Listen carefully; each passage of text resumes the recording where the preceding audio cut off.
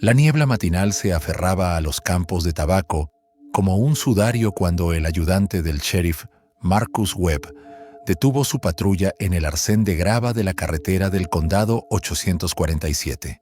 Era el 15 de octubre de 1995, una de esas frescas mañanas de Kentucky que solían traerle paz. 23 años después, Webb todavía despertaría empapado en sudor frío, recordando el sabor metálico del miedo que llenó su boca en el instante en que bajó de aquel coche patrulla. La llamada había llegado a las 6:47 a.m. Un corredor matutino había visto algo extraño cerca de la vieja granja Sinclair, algo que no pertenecía entre los tallos de maíz marchitos y la maquinaria oxidada. Webb había esperado otra falsa alarma, quizá un maniquí tirado o un señuelo de casa que asustó a algún citadino recién llegado, haciendo ejercicio. El condado de Hopkins rara vez veía más allá de disputas domésticas y alguna que otra redada a un laboratorio de metanfetaminas. Los asesinatos eran cosa de Louisville o Lexington, no de su rincón del oeste de Kentucky, donde todos se conocían y era más difícil guardar un secreto que mantener caliente la cena del domingo. Pero al acercarse a la línea de árboles donde el arroyo Hickory cruzaba la propiedad Sinclair, supo que no era otra falsa alarma. El olor lo golpeó primero, dulce y nauseabundo, transportado por la brisa de octubre como una advertencia. Su mano se movió instintivamente hacia la radio, aunque aún no había procesado lo que sus ojos le decían. Allí, parcialmente cubierto por hojas podridas y ramas caídas, yacía el cuerpo de alguien desaparecido hacía 3 días. Jennifer Lynn Morrison, de 24 años, se había desvanecido del estacionamiento del Kroger en Main Street el martes por la tarde. Su Honda Civic permanecía abandonado entre 2 camionetas, llaves en el encendido, bolso en el asiento del pasajero y víveres empezando a echarse a perder bajo el calor de octubre. El último en verla con vida fue Chuck Henley, el muchacho que embolsaba las compras y la había ayudado a cargar sus bolsas a las 7:15 p.m. Estaba alegre, contó, hablando de la boda de su hermana y de cómo necesitaba perder 5 libras para entrar en el vestido de dama de honor. Webb se agachó junto al cuerpo, con las manos temblorosas mientras alcanzaba la radio. El cabello cobrizo de Jennifer, que su madre siempre decía que brillaba como centavos de cobre bajo el sol, estaba enmarañado con tierra y algo más oscuro. Su suéter azul favorito, el mismo que había usado en la iglesia el domingo anterior, estaba rasgado y manchado, pero fueron sus ojos los que perseguirían los sueños de Webb durante décadas. Abiertos de par en par, mirando hacia el dosel de arces y robles, sostenían una expresión de sorpresa que parecía formular una pregunta que nadie podría contestar jamás. La cinta de la escena del crimen se levantó en menos de 1 hora, transformando la apacible granja en una pesadilla. El sheriff Harold Brennan llegó con el único otro detective del condado, Ray Coleman, un veterano de 30 años que fumaba Marlboro sin descanso y que solo había investigado 2 homicidios en toda su carrera. Se llamó a la policía estatal de Kentucky, pero no llegarían hasta bien entrada la tarde. El condado de Hopkins estaba solo, al menos por el momento, para procesar una escena que desafiaría cada una de las certezas que tenían sobre su tranquilo mundo. La noticia corrió como fuego por el pueblo. La familia de Jennifer se reunió en la comisaría, sus rostros marcados por un dolor capaz de transformar para siempre a las personas. Su madre, Patricia Morrison, aferraba una foto de la graduación de secundaria de Jennifer con manos que temblaban tanto que la imagen se volvía borrosa. Su padre, Tom, permanecía en silencio en la esquina, con la mandíbula tan apretada que los músculos del cuello sobresalían como cuerdas. Habían pasado 3 días creyendo que su hija tal vez regresaría con una explicación inocente. Problemas con el coche, quizá, o un viaje improvisado con amigos. Ahora enfrentaban la terrible certeza de que eso nunca ocurriría. Jennifer Morrison había vivido toda su vida dentro de un radio de 15 millas del condado de Hopkins, y así le gustaba. Nacida en enero de 1971, en el hospital del condado, era de esas personas que encontraban magia en los momentos ordinarios. Las cenas dominicales en casa de su abuela, las tardes de verano en el porche escuchando las historias de su padre, los partidos de fútbol de los viernes por la noche, en los que animaba a los Tigers con una pasión que hacía pensar a los forasteros que había apostado dinero en cada jugada. Tras graduarse en 1989 de la secundaria del condado, Jennifer consideró brevemente asistir a la Universidad de Western Kentucky en Bowling Green, pero el arraigo pudo más que cualquier ambición académica. Consiguió empleo en el First National Bank, empezando como cajera y ascendiendo a oficial de préstamos a los 22. Los clientes la adoraban porque recordaba los nombres de sus hijos, preguntaba por sus jardines y hacía que la rutina bancaria pareciera algo personal. La señora Eleyanena Hodgkins, que cada viernes depositaba su cheque del Seguro Social, más tarde contaría a los investigadores que Jennifer era de esas chicas que te hacían creer que el mundo aún estaba lleno de buena gente.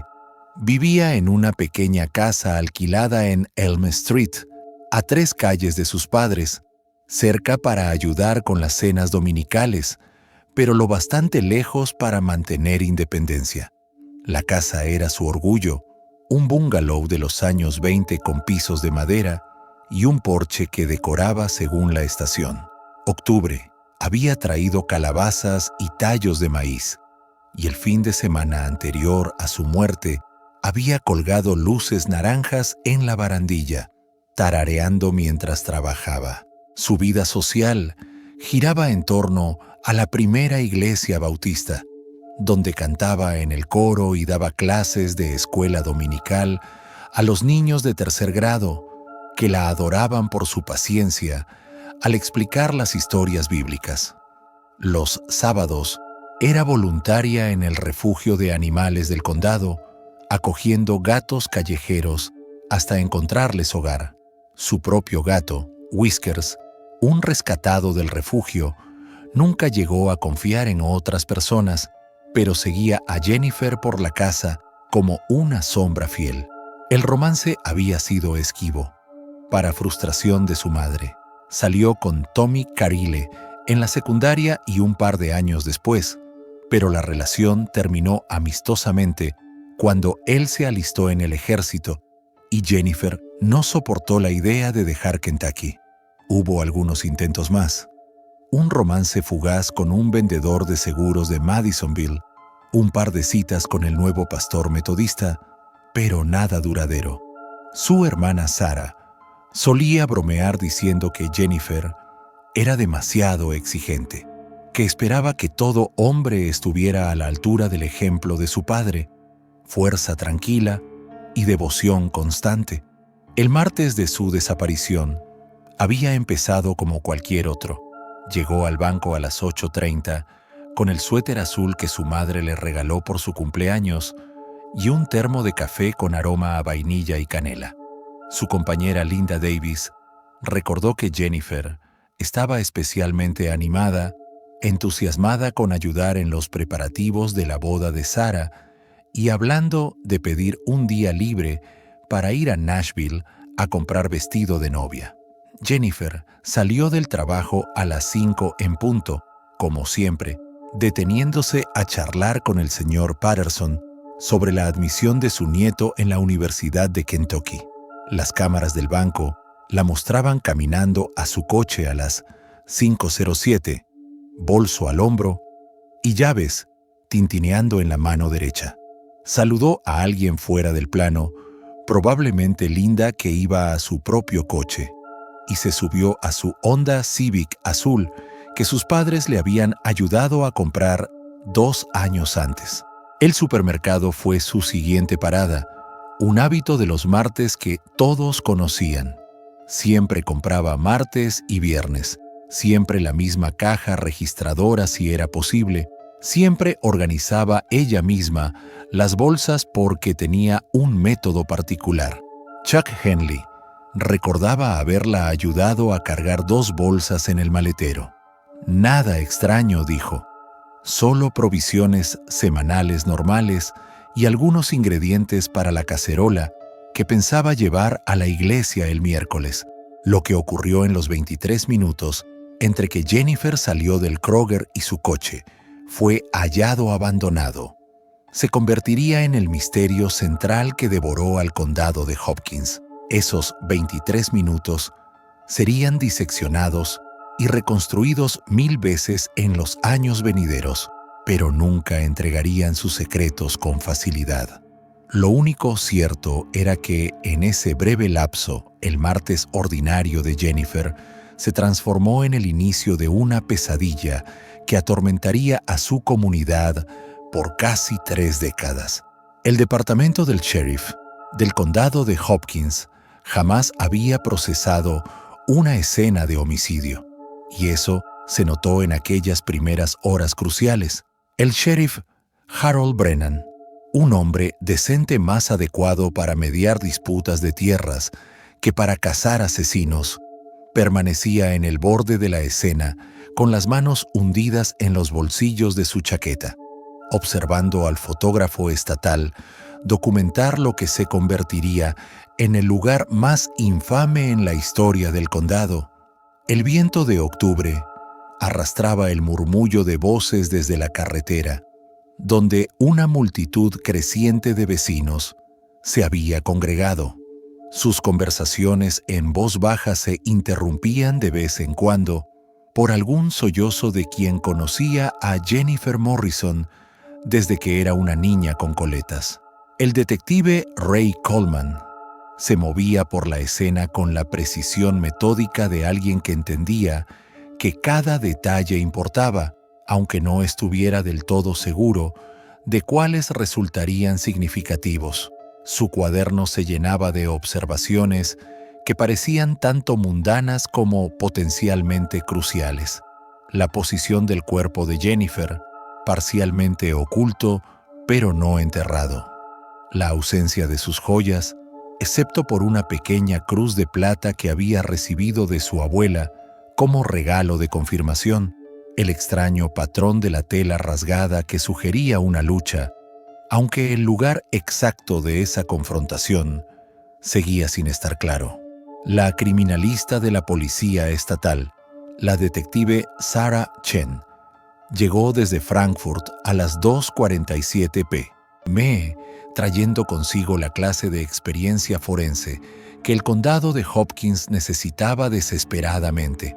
Chen había trabajado en decenas de homicidios en todo Kentucky y podía leer una escena del crimen como otros leían los periódicos. En menos de 20 minutos tras su llegada, identificó varias pruebas cruciales que las fuerzas locales habían pasado por alto o malinterpretado: huellas de neumáticos en la tierra blanda cerca del arroyo que sugerían que un vehículo había estado estacionado allí recientemente, aunque la lluvia de 3 días antes había degradado las impresiones. Más importante aún, encontró lo que parecían ser células de piel bajo las uñas de Jennifer, evidencia de que había luchado contra su agresor.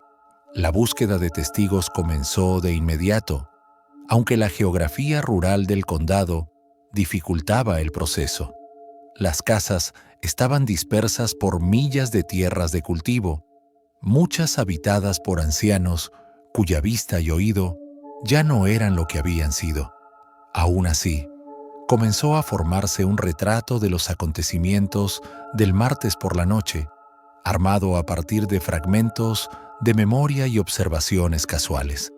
Betty Sinclair, cuya familia Era dueña de la propiedad donde se encontró el cuerpo de Jennifer. Recordaba haber oído un coche con el escape ruidoso alrededor de las 8:00 de esa noche, algo inusual, porque el camino de la granja rara vez tenía tráfico después del anochecer.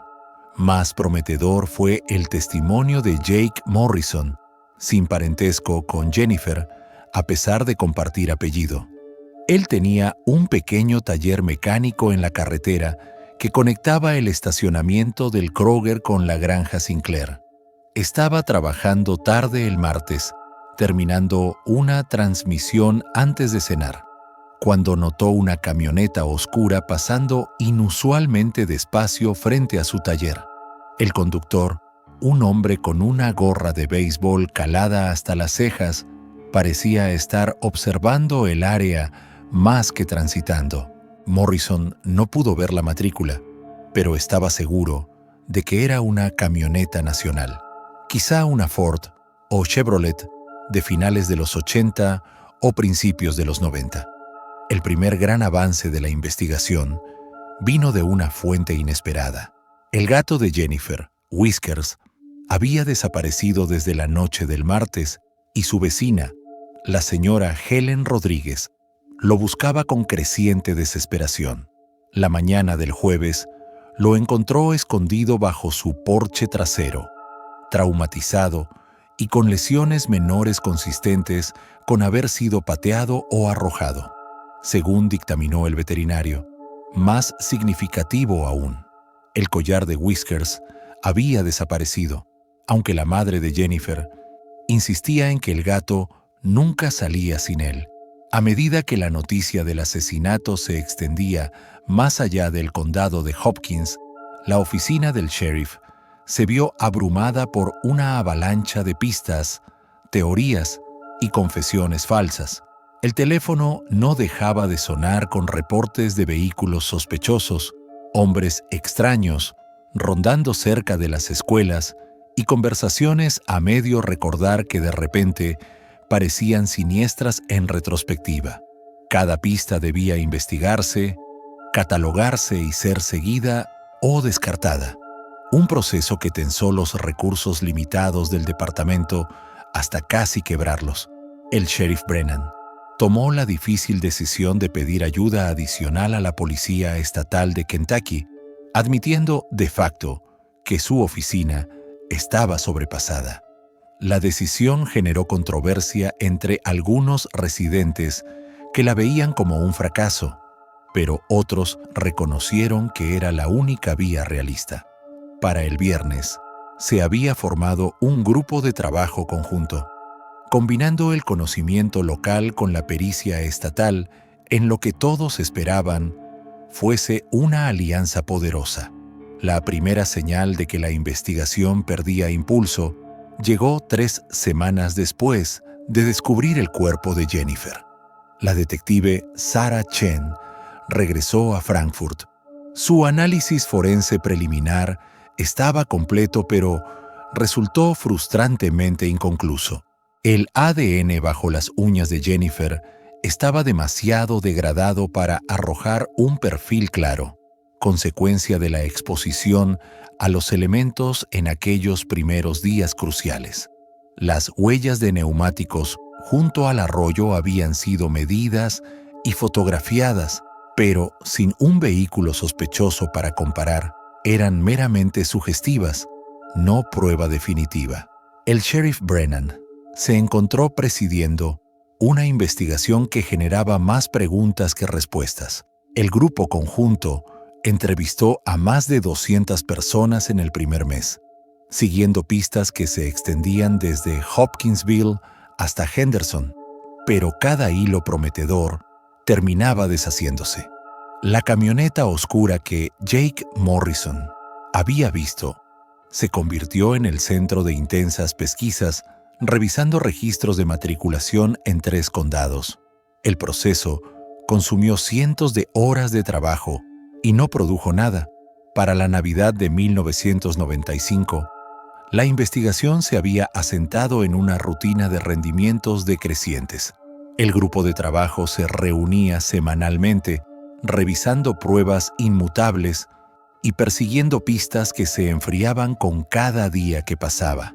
El detective Ray Coleman, que se había ofrecido como enlace local del caso, pasaba horas interminables en la comisaría, encendiendo Marlboros en cadena y observando fotos de la escena como si la fuerza de voluntad pudiera arrancarle sus secretos. El dolor de la familia Morrison evolucionó hacia algo más duro y amargo con el paso de los meses sin respuestas. Tom Morrison, el padre de Jennifer, se obsesionó con la investigación, apareciendo en la comisaría con tanta frecuencia que los agentes llegaban a reconocer el sonido de su camioneta en el estacionamiento. Había comprado un mapa detallado del condado de Hopkins y lo había marcado con chinchetas de colores que representaban avistamientos de testigos, lugares de evidencia potencial y sus propias teorías sobre lo ocurrido con su hija. Patricia Morrison canalizó su angustia, organizando grupos de búsqueda que peinaron cada rincón del condado, buscando las joyas desaparecidas de Jennifer u otras pruebas que quizás se hubieran pasado por alto. El expediente del caso engordaba a medida que avanzaba 1996, pero las páginas adicionales representaban callejones sin salida más que progresos. Un vagabundo arrestado en Owensboro confesó el asesinato durante una borrachera, solo para retractarse a la mañana siguiente cuando recordó que estaba en la cárcel de Evansville la noche del crimen. Un exnovio de la hermana de Jennifer se convirtió en sospechoso al descubrirse una fuerte discusión con Jennifer meses atrás, pero su coartada para la noche del martes resultó inquebrantable. Aún más frustrante fue el caso de David Henshaw, un joven problemático con antecedentes de robos y agresiones que vivía en un parque de casas móviles a 5 millas de donde hallaron el cuerpo. Henshaw tenía una camioneta Ford azul oscuro que coincidía con la descripción de Jake Morrison y no tenía coartada verificable para la noche del martes. Pero cuando los técnicos forenses examinaron el vehículo, no encontraron ninguna evidencia física que lo vinculara a la escena. Los resultados del polígrafo de Henshaw fueron inconclusos y sin pruebas adicionales, los fiscales se negaron a presentar cargos. Al comenzar 1997, las reuniones semanales del grupo de trabajo se transformaron en encuentros mensuales, luego en revisiones trimestrales y finalmente en evaluaciones anuales de compromiso rutinario, que todos sabían eran simples formalidades. Nuevos casos exigían atención, y los limitados recursos de las fuerzas del orden del condado no podían seguir centrados indefinidamente en un solo asesinato sin resolver, por desgarradoras que fueran las circunstancias. La familia Morrison nunca dejó de esperar justicia, pero su campaña de respuestas adquirió la cualidad desesperada de quienes gritan a una habitación vacía. La obsesión de Tom con el caso le costó su empleo en el elevador de granos cuando su supervisor perdió la paciencia con sus ausencias y su incapacidad de concentrarse. Patricia Morrison envejeció una década en 2 años, su cabello tornándose plateado y su rostro surcado por arrugas de tristeza permanente. Su matrimonio, que había resistido 26 años, y los desafíos cotidianos de la vida, comenzó a resquebrajarse bajo el peso de las preguntas sin respuesta y la rabia sin rumbo. Para cuando la detective Sarah Chen cerró oficialmente el expediente activo del asesinato de Jennifer Morrison en diciembre de 1997, el caso había generado más de 1.500 páginas de informes, entrevistas y registros de pruebas. La evidencia física fue cuidadosamente preservada y almacenada en las instalaciones climatizadas de la sede de la Policía Estatal, a la espera de avances en la ciencia forense que algún día pudieran revelar sus secretos. Pero para los residentes del condado de Hopkins, el asesinato de Jennifer Morrison se había convertido en otra cosa por completo. Una historia de advertencia, susurrada en la oscuridad, un recordatorio de que el mal podía golpear en cualquier parte, incluso en lugares donde la gente aún dejaba sus puertas sin llave y los niños jugaban afuera hasta que se encendían las farolas. La torre del reloj del Palacio de Justicia del Condado de Hopkins dio la medianoche del 15 de octubre de 2005, marcando exactamente 10 años desde que el cuerpo de Jennifer Morrison fue descubierto en los campos de tabaco. Patricia Morrison estaba sola en su cocina, mirando una fotografía de su hija que había aparecido en la portada del Hopkins County Gazette una década antes. El recorte de periódico había amarilleado con el tiempo y la sonrisa de Jennifer parecía desvanecerse un poco más cada año, como si el paso de los días borrara lentamente incluso el recuerdo de su espíritu vibrante. La familia Morrison se había fracturado de maneras que sorprendieron a todos los que los conocían. Tom Morrison, que alguna vez había sido el pilar de la casa, se había convertido en un fantasma de sí mismo. Su obsesión con resolver el asesinato de Jennifer había consumido todo lo demás: su trabajo, su salud, su relación con sus hijos sobrevivientes. Pasaba los días recorriendo los caminos rurales del condado de Hopkins, siguiendo teorías cada vez más elaboradas y desesperadas.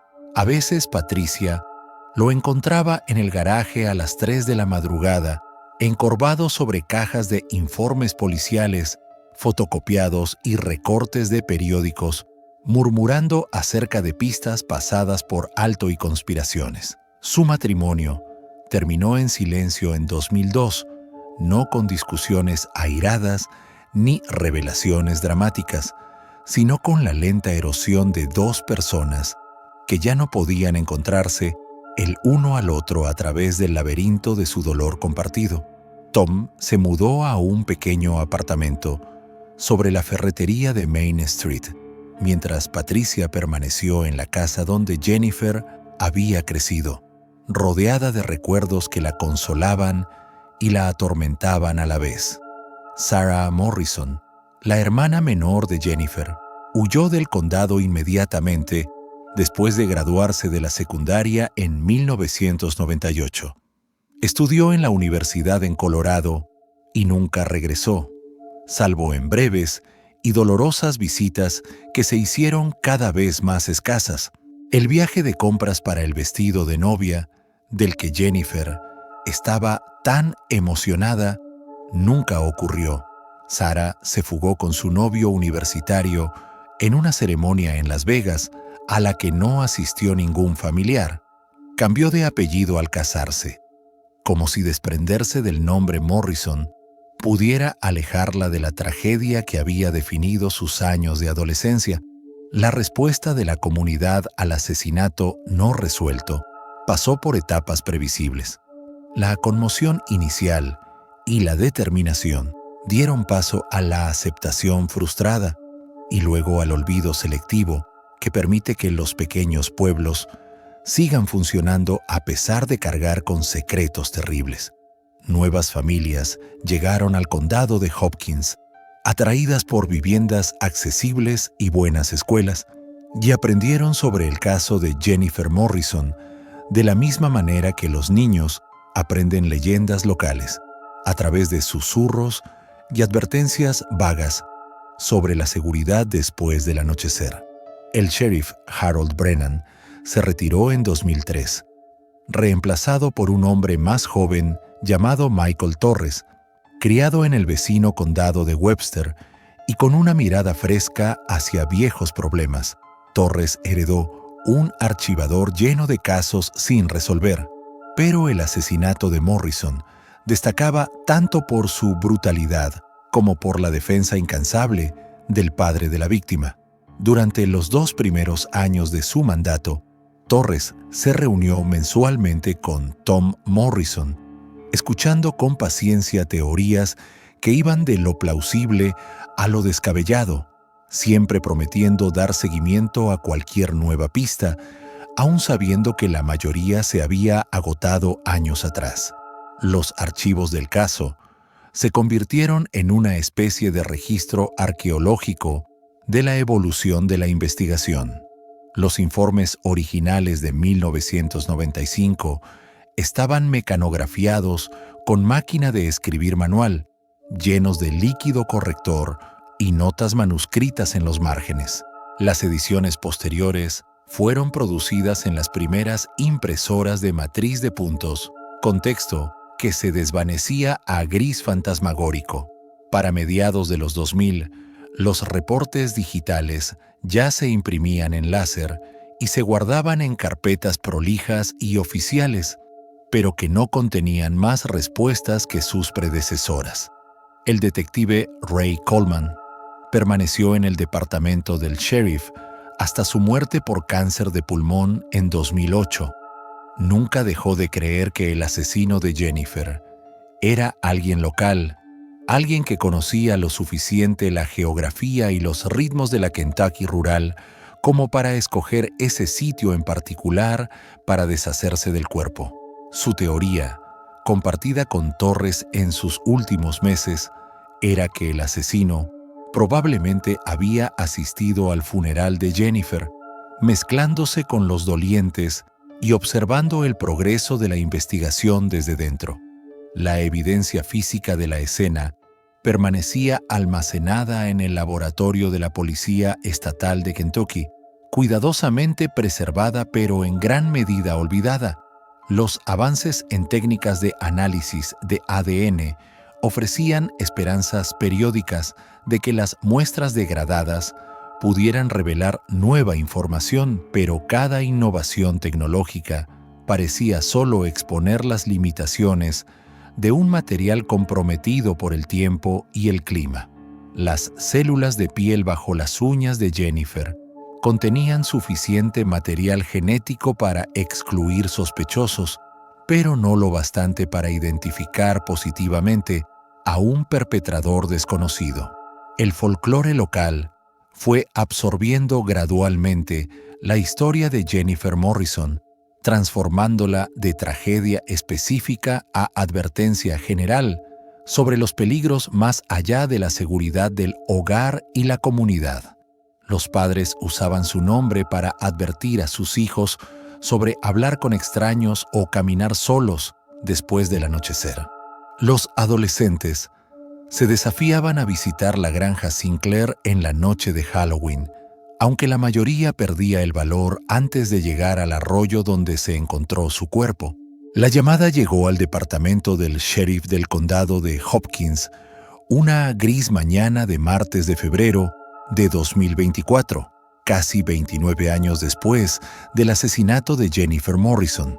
La ayudante Lisa Chen, sin parentesco con la detective estatal que trabajó en el caso original, contestó el teléfono, esperando otra queja rutinaria sobre correo robado o perros sueltos. En lugar de la queja rutinaria que esperaba, la ayudante Lisa Chen se encontró escuchando la voz temblorosa de una anciana que afirmaba tener información sobre un asesinato que la mayoría creía que jamás se resolvería. Elijah Nena Vance tenía 83 años y había vivido toda su vida en el condado de Hopkins. Fue contemporánea de la abuela de Jennifer, parte de una generación que recordaba cuando el condado era más rural que suburbano, cuando todos conocían los asuntos de los demás y los secretos eran más difíciles de guardar. Durante casi 3 décadas, Elijah Nena había cargado con un peso que se volvía más insoportable con cada año que pasaba.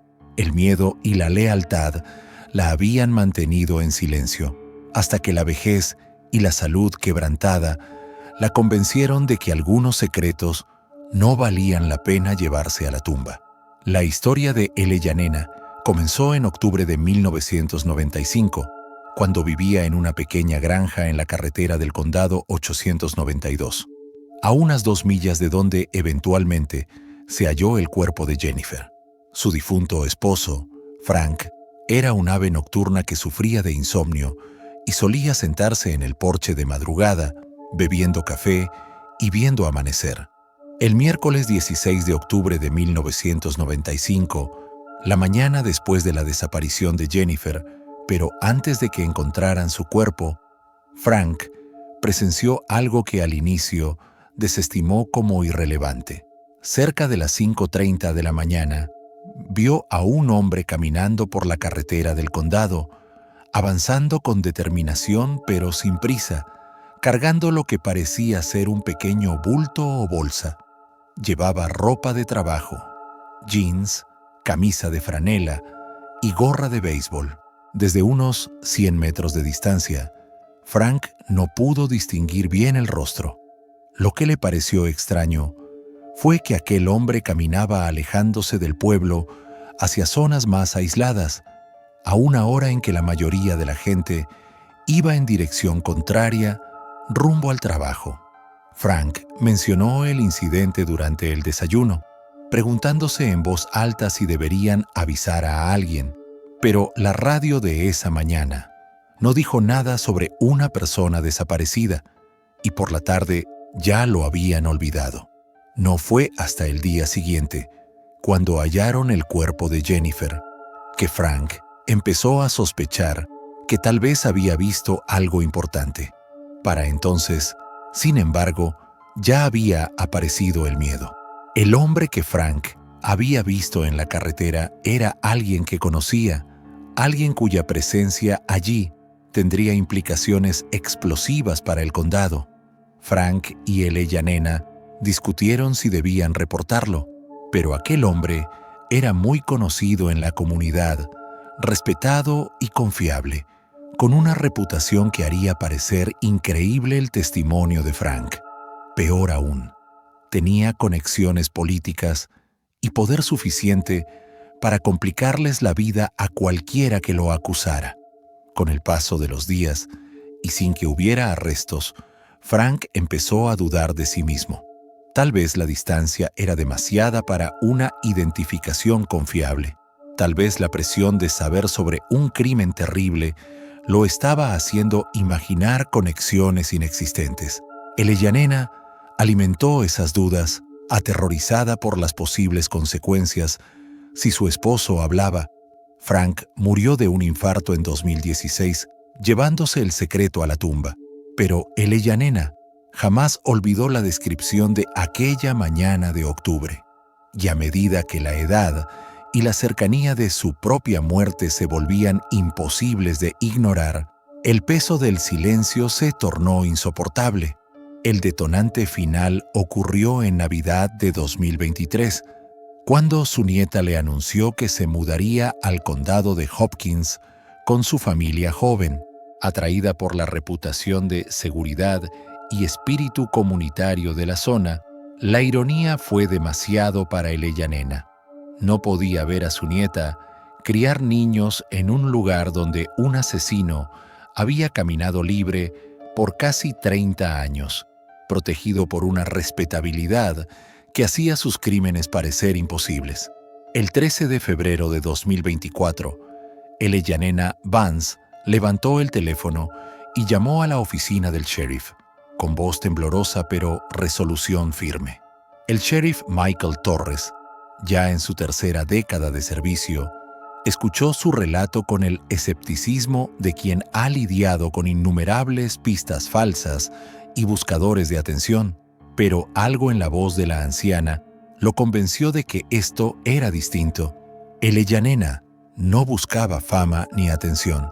Solo era una mujer mayor que no podía seguir viviendo con la certeza de que se había negado justicia y de que un asesino había disfrutado de 29 años de libertad entre las mismas personas que había traicionado.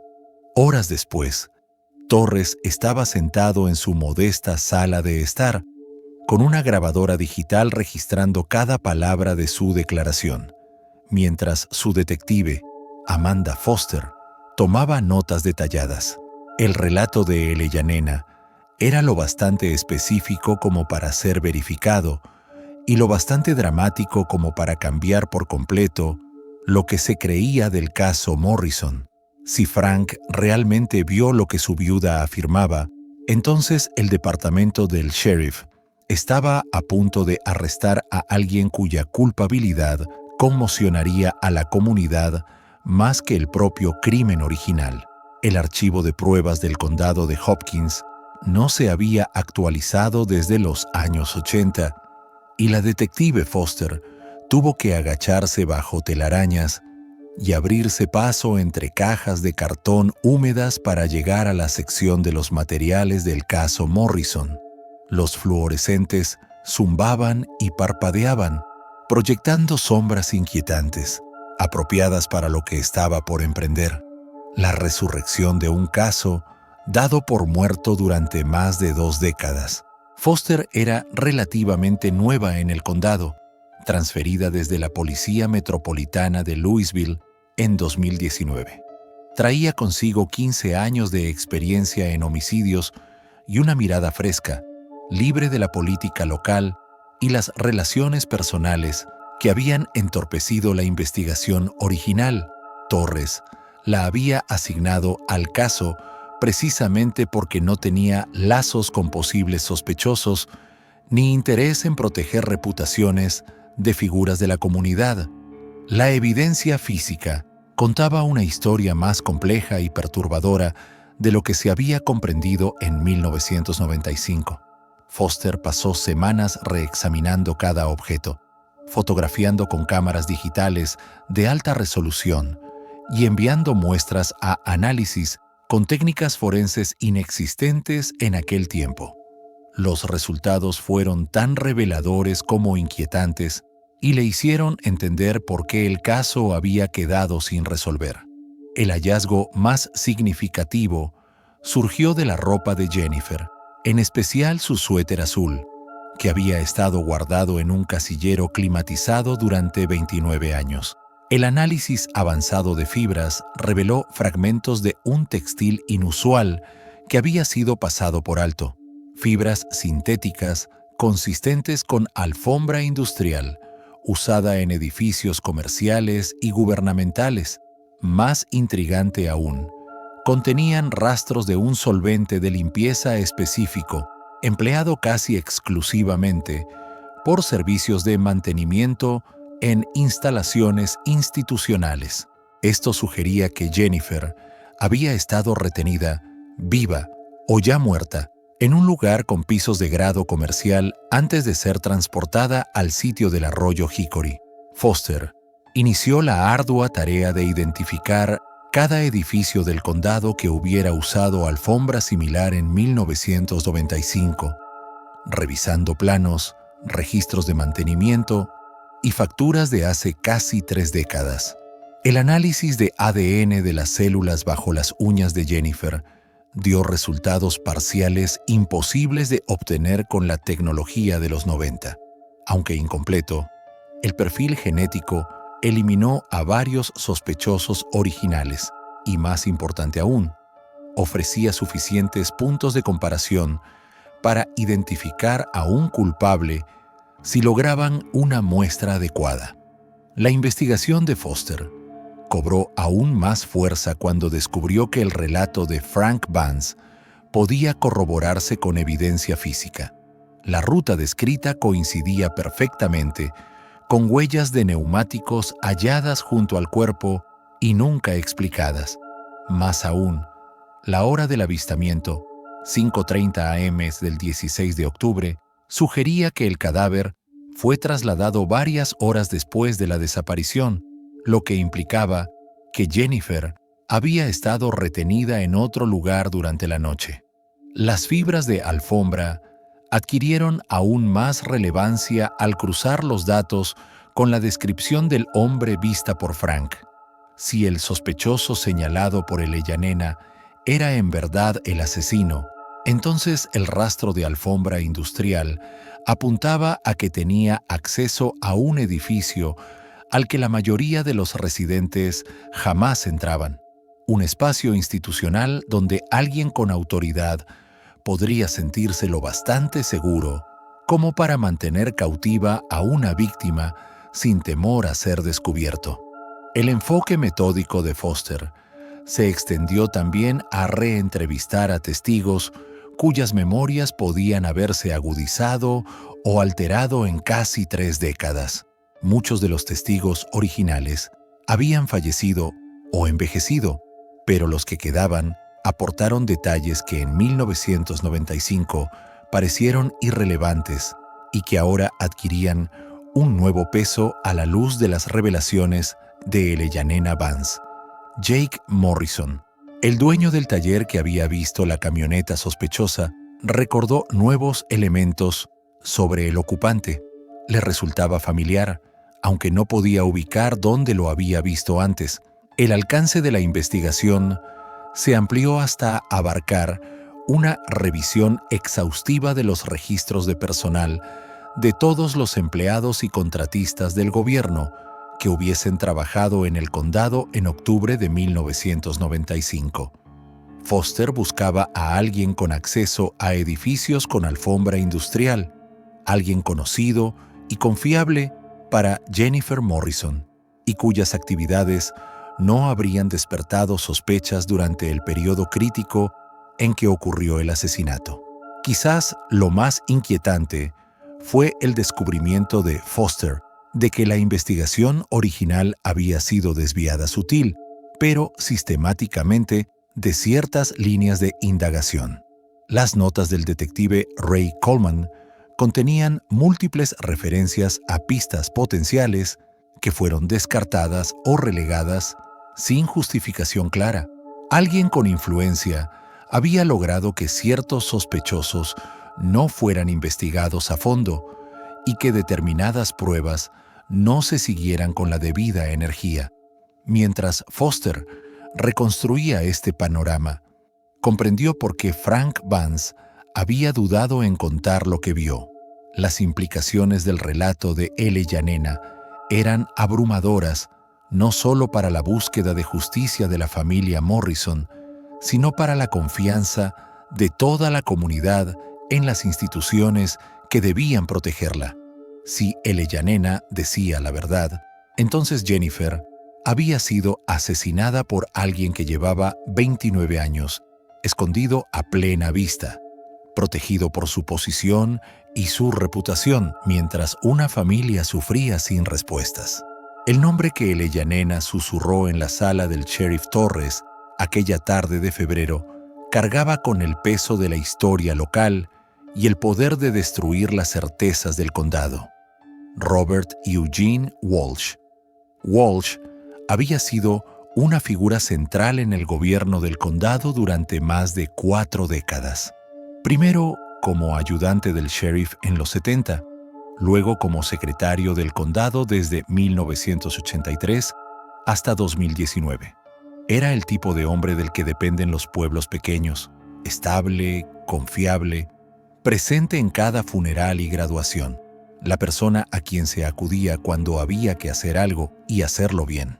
La investigación de Foster sobre Walsh reveló una vida que en la superficie parecía intachable. Nacido en 1951 en el condado de Hopkins, asistió a escuelas locales, sirvió brevemente en el ejército y volvió para casarse con su novia de secundaria, Linda K. Summers, en 1974. Tuvieron 3 hijos en una modesta casa de Maple Street, a 2 cuadras del Palacio de Justicia, donde Walsh pasó casi toda su vida profesional.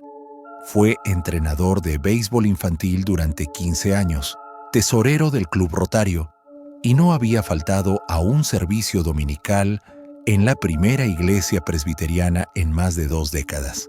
Pero bajo esa fachada de respetabilidad cívica, Foster halló patrones preocupantes que antes habían sido ignorados o minimizados. Su servicio militar terminó abruptamente en 1973, con lo que su expediente describía como una baja médica, cuyos detalles permanecían clasificados. Sus primeros años como ayudante del sheriff estuvieron marcados por un número inusual de quejas de mujeres por comportamientos inapropiados. todas resueltas discretamente, sin sanciones formales. Más significativo aún, su puesto de secretario del condado le otorgaba acceso a todos los edificios del gobierno, incluido el sótano del Palacio de Justicia, donde se almacenaban pruebas, y el taller de mantenimiento de vehículos del condado. Ambos tenían alfombra comercial del mismo tipo encontrado en la ropa de Jennifer, y ambos quedaban prácticamente desiertos durante las noches en que ella pudo haber estado cautiva. La revisión del horario de trabajo de Walsh en octubre de 1995 reveló patrones sospechosos. Como secretario, solía quedarse trabajando hasta tarde. El martes 15 de octubre, la noche en que Jennifer desapareció, firmó su salida del Palacio de Justicia a las 11:47 p.m., según el registro de seguridad que Foster halló en los archivos. Esa hora lo situaba en el edificio durante el lapso crítico en que Jennifer desapareció del estacionamiento de Kroger. Más condenatorio aún fue descubrir que Walsh poseía en 1995 una camioneta Ford de 1989, azul oscuro, coincidente con la descripción de Jake Morrison. Los registros mostraban que vendió esa camioneta en diciembre de 1995, apenas 2 meses después del asesinato, reemplazándola por un sedán más nuevo. La venta, junto con el testimonio de L. Nena sobre haber visto a Walsh caminar por la carretera la mañana en que apareció el cuerpo, empezaban a dibujar la imagen de un hombre intentando desesperadamente alejarse de la evidencia. El perfil psicológico que emergió era el de un depredador que aprendió a usar su cargo y reputación como camuflaje. Su rol en el gobierno lo convertía en alguien confiable, capaz de acercarse a mujeres jóvenes sin levantar sospechas. Su acceso a edificios oficiales le brindaba lugares seguros para retener a una víctima sin temor a ser descubierto. Más insidiosamente, sus conexiones con la policía local le permitieron vigilar e incluso influir en la investigación. La revisión de Foster demostró que Walsh se había inmiscuido desde el inicio, ofreciéndose a ayudar en tareas administrativas y poniendo recursos del condado a disposición. Estuvo presente en reuniones clave, tuvo acceso a información sensible y sabía qué pistas se seguían y qué sospechosos se investigaban. Si él era el asesino de Jennifer, había pasado 29 años con asiento de primera fila en la investigación de su propio crimen. El descubrimiento más escalofriante llegó cuando Foster examinó sus interacciones con la familia Morrison en los años posteriores al asesinato. Los registros del condado mostraban que Walsh había manejado personalmente varios trámites administrativos para Tom Morrison, incluidas disputas de impuestos a la propiedad y solicitudes de permisos. Había asistido al funeral de Jennifer, había expresado condolencias en múltiples ocasiones e incluso había participado en colectas comunitarias para establecer una beca conmemorativa en su nombre. La idea de que el asesino de Jennifer hubiera pasado décadas consolando a su familia mientras en secreto se alimentaba de su sufrimiento era casi demasiado monstruosa para imaginarla. Cuando Foster se preparaba para presentar sus hallazgos al sheriff Torres, entendía que arrestar a Robert Walsh no solo resolvería un asesinato de 29 años, obligaría al condado de Hopkins a enfrentarse a la posibilidad de que uno de sus servidores públicos más confiables hubiese vivido una mentira durante décadas, usando su cargo para cometer la traición definitiva a la confianza de la comunidad. La revelación destrozaría relaciones, arruinaría reputaciones y dejaría a los residentes cuestionando todo lo que creían saber de quienes gobernaban sus vidas. Pero la justicia, para Jennifer Morrison, exigía nada menos que la verdad completa, por dolorosa que fuera. La investigación de Foster había llegado al punto en que las pruebas circunstanciales se transformaban en un caso convincente, pero necesitaba algo más que sospechas y coincidencias para convencer a un fiscal de presentar cargos. La siguiente fase requeriría valor, perseverancia y un trabajo policial capaz de dar a la familia Morrison las respuestas que habían buscado durante casi 3 décadas. El Palacio de Justicia del Condado de Hopkins jamás había sido escenario de un drama tan cuidadosamente orquestado. A las 8:15 a.m. del 28 de marzo de 2024, la detective Amanda Foster cruzó la entrada principal con una orden de arresto que transformaría a Robert Eugene Walsh, de anciano respetado a acusado de asesinato, en un solo instante. El sheriff Torres había coordinado el momento con precisión implacable, lo bastante temprano para atrapar a Walsh antes de que reaccionara a rumores, pero lo bastante tarde como para que el palacio estuviera lleno de testigos que impidieran que el arresto fuera barrido bajo la alfombra burocrática. Walsh estaba en su oficina, como cada mañana de semana durante más de 4 décadas, revisando documentos y preparando el día. A sus 72 años, se había retirado oficialmente 5 años antes, pero los comisionados del condado le habían otorgado un estatus emérito y una pequeña oficina donde podía encargarse de proyectos especiales y servir de memoria institucional. Ese gesto de reconocimiento a décadas de servicio se convertiría en su perdición. Foster lo encontró exactamente donde lo esperaba, sentado detrás de un escritorio metálico de la era Carter, rodeado de archivadores que contenían la historia administrativa del condado. Al verla en la puerta, algo cruzó su rostro. No sorpresa, sino una resignación cansada, como si hubiera esperado ese momento durante 29 años. El arresto en sí fue anticlimático, como suele ser el trabajo real de la policía. Foster le leyó sus derechos mientras él permanecía inmóvil, manos entrelazadas, expresión neutral. No preguntó el motivo de su arresto. No exigió un abogado. No proclamó su inocencia, ni mostró indignación. Simplemente asintió cuando ella terminó la advertencia a Miranda y preguntó si entendía sus derechos. El silencio en esa oficina era profundo, roto solo por el clic de las esposas y el murmullo distante de empleados del tribunal, ajenos a que su mundo estaba a punto de cambiar para siempre.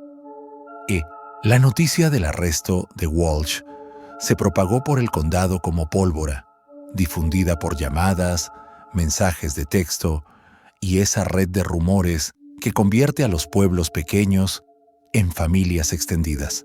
En horas, el estacionamiento del tribunal se llenó de reporteros de Louisville, Evansville y Nashville, atraídos por una historia que confirmaba los peores temores sobre corrupción y abuso de poder en la América rural.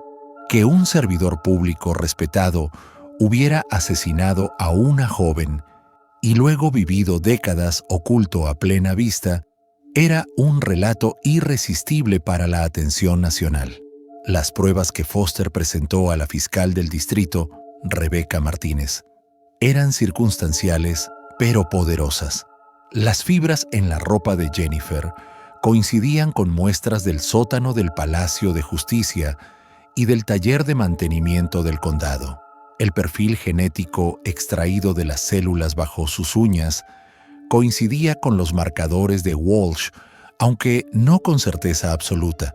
Lo más perjudicial fue el testimonio de Eleyanena Vance, situando a Walsh en el área donde apareció el cuerpo en un momento en que debería haber estado en su casa. Pero lo que sellaba el caso era el patrón completo: su acceso a edificios donde Jennifer pudo haber estado cautiva, su posesión de una camioneta coincidente con la descripción de Jake Morrison, su venta sospechosa del vehículo apenas 2 meses después del crimen, su asistencia al funeral y su contacto constante con la familia durante los años siguientes. Cada pieza, por sí sola, podía explicarse. Juntas, dibujaban una imagen imposible de ignorar. La evaluación psicológica ordenada por el tribunal reveló rasgos que Walsh había ocultado tras su fachada pública. La doctora Sarah Chen, psicóloga forense, sin relación con la detective estatal original, identificó marcadores de trastorno narcisista de personalidad combinados con lo que llamó sociopatía institucional. Individuos que usan posiciones de autoridad para manipular y controlar a otros mientras mantienen una apariencia de respetabilidad. El comportamiento de Walsh en los interrogatorios coincidía con esa valoración. Respondía con calma calculada, como alguien habituado a controlar narrativas.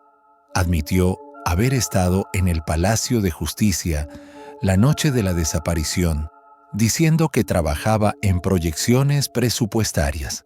Reconoció haber poseído la camioneta vista por Morrison, pero insistió en que había estado en casa y no explicó por qué alguien pudo ver un vehículo similar en el área. Lo más escalofriante fue su respuesta al testimonio de Eleyanena. No negó haber estado en la carretera aquella mañana, sino que afirmó que había salido a caminar temprano tras una noche de insomnio. Expresó simpatía por la familia Morrison y elogió la investigación actual, hablando del asesinato de Jennifer con la frialdad de alguien comentando una desviación presupuestaria, no un crimen brutal. El juicio de Robert Eugene Walsh comenzó un lunes húmedo de agosto de 2024, casi 29 años después del asesinato de Jennifer. El Palacio de Justicia, donde Walsh había trabajado casi toda su vida, se transformó en un teatro de justicia que decidiría si la fe de la comunidad en sus instituciones había sido un error durante 3 décadas. Patricia Morrison, ahora de 73 años, y con el peso de casi 30 años de dolor, se sentó en primera fila con una foto enmarcada de su hija entre las manos. La fiscal Martínez presentó el caso meticulosamente. Un depredador que usó su posición para cometer el crimen perfecto. Walsh habría abordado a Jennifer en el estacionamiento de Kroger, quizás ofreciéndole ayuda o alegando algún asunto oficial. Su estatus como funcionario la habría llevado a confiar en él, siguiéndolo hasta un lugar que creyó seguro. El sótano del tribunal o el taller del condado le dieron a Walsh un sitio protegido para retenerla sin riesgo de ser descubierto. Las pruebas forenses, aunque no concluyentes por sí mismas, formaban un patrón irrefutable. Fibras que solo podían provenir de edificios a los que él tenía acceso. ADN consistente con su perfil. Un cronograma que alineaba su presencia en el tribunal con la desaparición de Jennifer. Y finalmente, Eleyanena Vance, de 84 años, llegó al estrado con andador para testificar con la autoridad serena de alguien que cargó con un secreto terrible durante décadas. El abogado defensor, Michael Harrison, intentó desacreditarla subrayando la demora en reportar lo visto, pero su explicación fue sencilla y devastadora. Su esposo temía acusar a un hombre con el poder de Walsh, y ella respetó ese miedo hasta que la conciencia exigió hablar. La defensa se apoyó en la reputación de Walsh y la naturaleza circunstancial de las pruebas. Harrison lo presentó como servidor público ejemplar y chivo expiatorio de una investigación fallida. Argumentó que el ADN era poco fiable, que las fibras podían haberse transferido inocentemente y que el testimonio de Eleyanena no era más que recuerdos confusos de una anciana. Pero el golpe final llegó con el propio Walsh en el estrado. Bajo el contrainterrogatorio de Martínez, su fachada de respetabilidad se agrietó. Sus respuestas revelaron inconsistencias, sobre la noche del 15 de octubre de 1995 y dejaron al descubierto la naturaleza calculada de sus interacciones con la familia Morrison durante todos esos años.